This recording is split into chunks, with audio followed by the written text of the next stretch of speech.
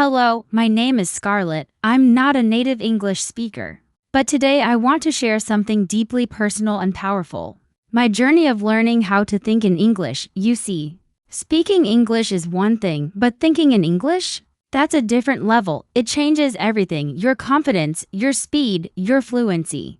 I wasn't born thinking in English. I trained my brain to do it every day, step by step. Step 1, I started noticing my thoughts and switched. Their language. I still remember the exact day I decided to change how my mind worked. I was walking home from the local market in my city, holding a bag full of vegetables and staring at the cracks in the sidewalk.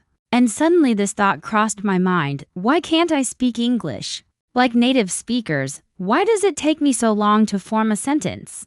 I'd been learning English for years, watching videos, reading books, memorizing vocabulary. But every time I needed to speak, I paused, I translated, I hesitated. And the more I thought about it, the clearer it became. I was thinking in my native language first, then trying to convert it to English. That's where everything slowed down. That was the moment I decided to try something new. I didn't need to speak more, I needed to think differently. I needed to think in English. At first, it felt impossible. My thoughts were fast, automatic, and deeply rooted in my native language. How could I just switch them? But I didn't let that stop me. I told myself, Scarlett, just begin small. So I did. That evening, when I sat down to have tea, I looked at the cup in my hand and whispered to myself, this is hot. That's simple, just 3 words, not a long sentence, but it was in English. That was my start. The next morning, I took it a step further. As soon as I opened my eyes, I tried to describe what I was feeling. I'm tired, it's cold, I have to get up. I didn't say these out loud, I just thought them in English. I realized that I was becoming aware of my thoughts, like I was watching them from outside my own brain. Every time a thought came in my native language, I paused and asked, can I say this in English? And if I could, I did. The funny thing is, this wasn't easy at all. I kept forgetting. My mind was so used to its old ways that it often went back to my native language without permission. I would catch myself mid-thought and sigh in frustration. But I reminded myself, this isn't about perfection, it's about practice. So I kept going. One afternoon, I was washing dishes. My mind was quiet, just moving from one soapy plate to the next. Then I thought, I need to buy more dish soap. But I realized I had thought it in my native language, so I paused, repeated it in English, and kept going. Then I thought, these plates are slippery, and smiled. Because this time, it came out in English automatically. That tiny win gave me so much energy. I felt like a child who just spoke her first word. I started noticing everything around me and naming it in English. The sun is bright. My shirt is blue. That bird is loud. I didn't care how simple or childish it sounded. I just wanted my brain to get used to it, the rhythm, the sound, the structure of English sentences. I wanted English to become natural, not foreign. I knew that to do that, I had to change the language of my daily life inside my own head. At work, I couldn't speak English all the time, but I could think it. I would sit at my desk and silently describe what I was doing. I'm replying to an email. My boss looks tired. I need coffee. It was like I had a second voice in my mind. An English voice that was slowly getting louder, more confident, more natural. It wasn't perfect, but it was present, and that presence changed everything. I didn't just describe the outside world. I began talking to myself in English about my emotions, my worries, my plans. I would sit on the bus and think, I'm nervous about tomorrow's meeting. Or I hope I finish this book today. It was strange at first, hearing my internal voice in a foreign language, but slowly, that voice became mine. I stopped feeling like I was learning English and started feeling like I was living it. One night, something amazing happened. I had a dream, and in the dream, I was speaking English fluently, naturally. When I woke up, I almost cried, not because the dream was real, but because I knew it meant something. My brain was finally accepting English as part of itself. That was the biggest motivation I'd ever felt, but even after that, I still had doubts. Some days were hard, I'd get tired or distracted, and my thoughts would go back to my native language. I would feel guilty, like I was losing progress. But I reminded myself, this is a marathon, not a sprint. I'm rewiring my brain, and that takes time. So I made rules. Whenever I was alone, walking, cooking, cleaning, commuting, I would think in English. I made it a challenge, a game. If I caught myself thinking in my native language, I would translate the thought into English immediately and then say, "You can do better, Scarlett." That small sentence became my inner coach, my motivator. Sometimes I laughed at myself, like when I couldn't find the English word for something and just made it up. I need to buy the green leafy thing. Spinach, but it didn't matter. What mattered was that I was trying. And every attempt made the next one easier. Slowly, I noticed changes. My speaking became faster. My sentences became clearer. My vocabulary grew without effort, because when you think in English, you're practicing constantly without even moving your lips. But the most surprising change was in my confidence. I didn't feel scared of English anymore. It wasn't something outside of me. It was inside me, in my thoughts, in my routines, in my daily life. I started feeling like a different version of myself, a braver one, a more curious one, and that's when I had another big realization. Thinking in English is not just about language. It's about identity. When you think in English, you also feel in English. You process the world through a different lens, and that expands you. You become more open, more global, more expressive. One evening, I was walking by myself near the lake. The sky was soft with clouds and the breeze was gentle.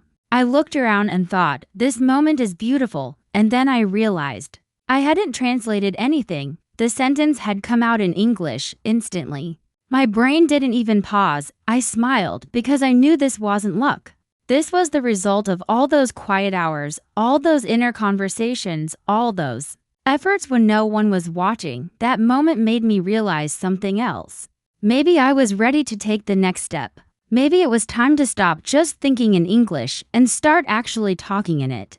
Even if I was the only one listening. Step 2, I practiced mental conversations in English. Even when I was alone after that moment by the lake, when I caught myself thinking in English without even trying, I felt a shift inside me. Like I had reached a new level of fluency, but also that I was standing at the edge of something greater. I had trained my brain to start thinking in English, yes, but now I wanted more. I wanted to go deeper. It wasn't enough to describe my surroundings anymore. I wanted to interact with them. I wanted to challenge myself, to speak to myself, to respond to myself, and so I started practicing mental conversations in English. Not just words, not just phrases, real dialogues with myself. It began quietly at first. I would whisper responses under my breath, almost like humming a tune no one else could hear. I remember one evening standing in front of my mirror. After brushing my teeth, I looked at my reflection and asked, "How was your day, Scarlett?" I didn't plan to ask that, it just slipped out. But then, instead of walking away, I paused. I stared into my own eyes and replied, It was okay, a bit boring. I didn't do anything interesting. That's when I realized this was new. I had never done this before. I wasn't just forming sentences, I was communicating. Even if it was just with myself, that one moment opened a door. From then on, I made it a daily ritual. Every night, I would sit down with my cup of tea, look out the window, and start a little English dialogue in my mind. Sometimes it was like an interview. What are your plans for tomorrow? I think I'll finish my work early, maybe go for a walk. Other times, it was more emotional. Why are you feeling anxious? Because I have that big presentation coming up and I don't feel ready. These weren't just sentences. They were reflections, honest ones. And English was the language I chose to explore them in. The beauty of practicing mental conversations is that it trains more than just your vocabulary or grammar. It trains your flow. You stop overthinking the structure of your sentences and start focusing on what you want to say. You become your own conversation partner. And that's powerful, especially for someone like me, who didn't always have people around to practice English with. During the day, I found small windows of time to continue the habit. While walking to work, I would pretend I was being interviewed. On a podcast, I'd imagine the host saying, "Scarlett, tell us about your English journey." And I'd respond in full sentences in my head like I was actually there. Well, I started really practicing a few months ago. It's changed how I think, how I see the world. These fake interviews became my favorite part of the day. I looked forward to them. I played different roles in my mind: a student, a teacher, a traveler, even a motivational speaker. I created situations in my head and solved them using English. One time, I imagined I was at an airport, trying to get through security. I played both sides of the conversation. Where are you traveling today? I'm going to London for a conference. Do you have anything to declare? No, just clothes and books. I know it sounds silly, but it worked. I was putting myself into real-life scenarios.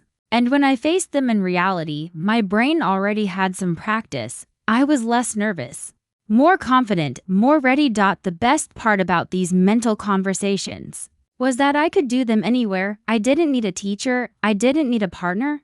I didn't need Wi-Fi or a textbook, just my mind and a little bit of imagination. Whether I was cleaning my room or standing in line at the grocery store, I would pick a topic and just start a conversation silently in my head. What should I cook today? Maybe pasta. But I don't have tomatoes. Should I go buy them? No, I'll just use something else. Simple. Right. But these tiny dialogues made my English alive, real, practical. At times, I would even argue with myself in English when I felt tired and didn't want to do something. I'd say, "You need to finish this, Scarlett," and I'd reply, "But I'm too tired." No excuses. You promised yourself. I became both the coach and the student, the friend and the critic. I was building not just fluency, but a deeper relationship with myself, all through the language I was trying to master. Of course, there were challenges. Some days, my brain felt lazy. I'd catch myself going back to my native language, especially when I was emotional or in a hurry.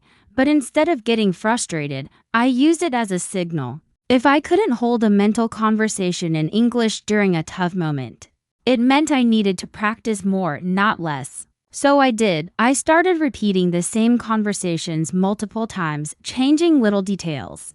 I became obsessed with how sentences sounded in my head. I noticed how my tone shifted, how some words felt more natural than others. It was like tuning an instrument. My English voice was slowly becoming more in sync, more confident, more me. Then came a moment I'll never forget. I was sitting on the bus, tired after a long day. Headphones in, no music playing, just resting. Suddenly, I noticed my thoughts drifting into an argument I'd had with a colleague earlier that day. And to my surprise, the entire dialogue in my mind replayed in English, without effort, without translation, without hesitation. It just flowed. My feelings, my explanations, even my frustration, all in English. I smiled because I knew this wasn't just about practice anymore. This was transformation. After that day, I started creating even more complex mental conversations. I would imagine someone asking me about topics I cared about: art, books, personal development, even fears and dreams. I'd ask myself, what do you really want in life? And then answer, I want to feel free. I want to travel. I want to express myself in English without fear. And the more I said these things in English, the more real they felt.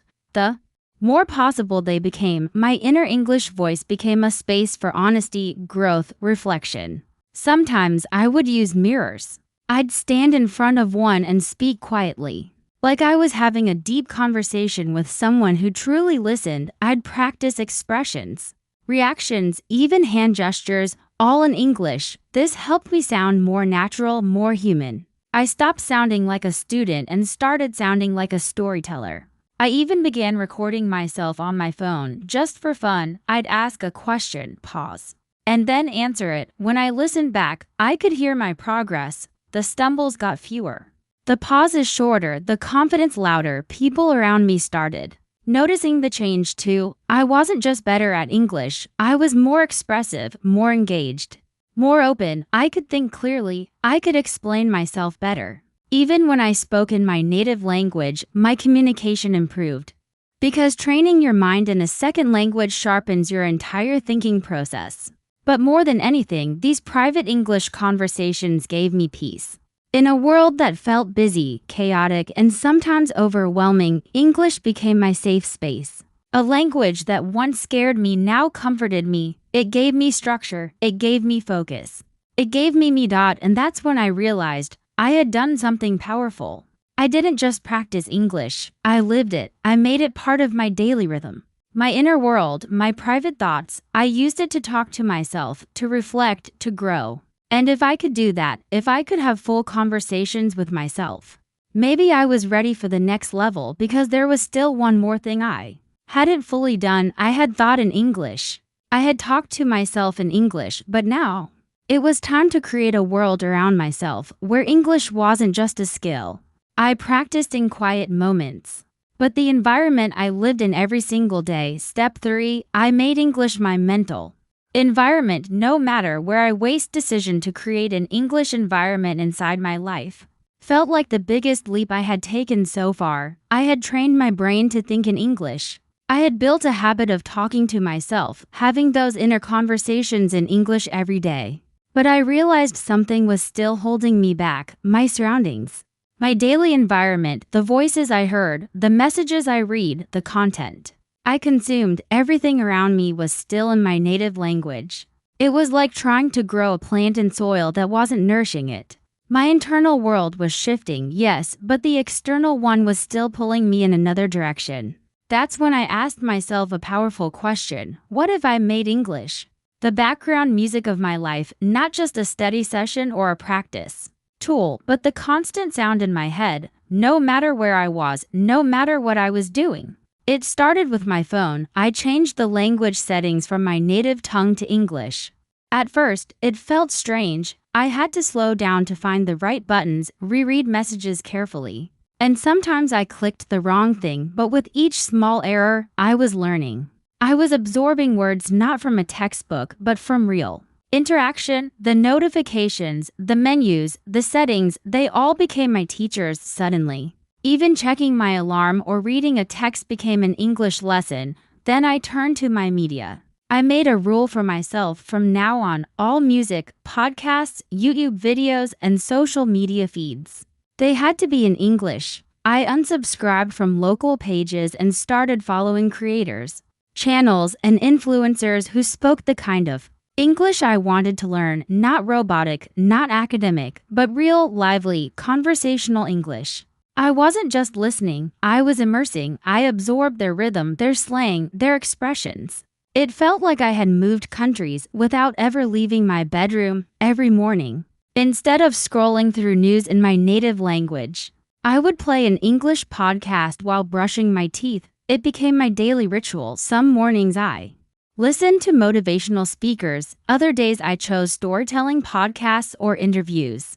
I didn't understand everything at first. In fact, sometimes I got lost halfway through a sentence, but I didn't pause or rewind.